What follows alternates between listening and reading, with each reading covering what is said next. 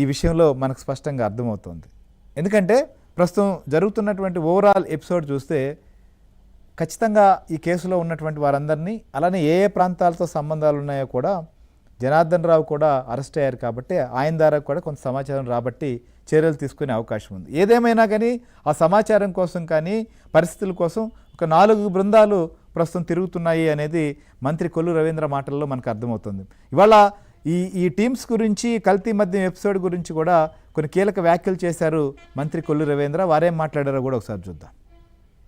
మొలకల చెరువు అన్నమయ్య డిస్ట్రిక్ట్లో కల్తీ మద్యానికి సంబంధించి అక్కడ చేసినటువంటి రైడ్స్లో అక్కడ దొరికినటువంటి దాన్ని అందరికీ తెలిసినటువంటి విషయమే.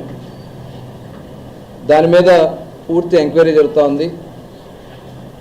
దాంట్లో ఎవరైతే పాత్రలు ఉన్నాయో ఆ పాత్రలు ఉన్న వాళ్ళ దగ్గర 23 మంది మొలకల చెరువుకు సంబంధించి ఎక్యూస్డ్ని దాంట్లో చూడడం జరిగింది. దాంట్లో 14 మందిని ఇప్పటికే అరెస్ట్ చేయడం జరిగింది. ప్రధాన సూత్రధారిగా భావిస్తున్నటువంటి జనార్దన్ కూడా నిన్న కస్టడీలోకి తీసుకోవడం కూడా జరిగింది. మిగిలిన వాళ్ళు జయచంద్రారెడ్డి ఇలా కొంతమంది ఉన్నారు, వాళ్ళు కూడా దొరకాల్సింది ఉంది. అట్లాగే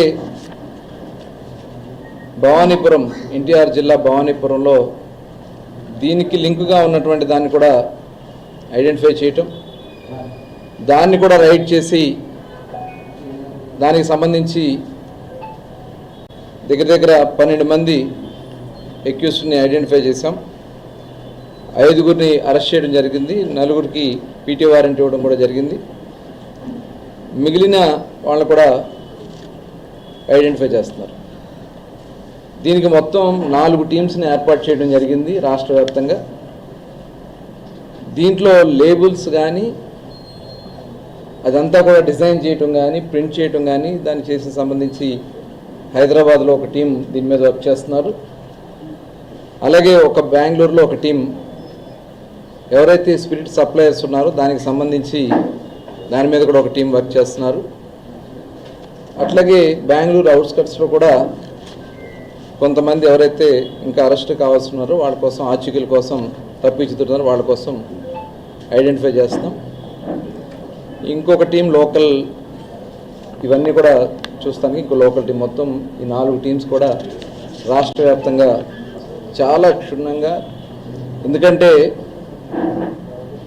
ఇలాంటివి జరగడానికి ఎట్టి పరిస్థితుల్లో వీలు లేదని చెప్పి చాలా సీరియస్గా ఉన్నాం ప్రభుత్వ పరంగా. అందుకనే ట్రాక్ అండ్ ట్రేస్ సిస్టమ్ పెట్టి ఏ బాటిల్ని ట్రాక్ చేసినా ఎక్కడి నుంచి ఇది మ్యానుఫ్యాక్చరింగ్ జరిగింది, ఎక్కడి నుంచి ఇది ఏ డిపో నుంచి వచ్చింది, మొత్తం డీటెయిల్స్ అన్నీ కూడా వచ్చే విధంగా ఒక సిస్టమ్ పెట్టాం.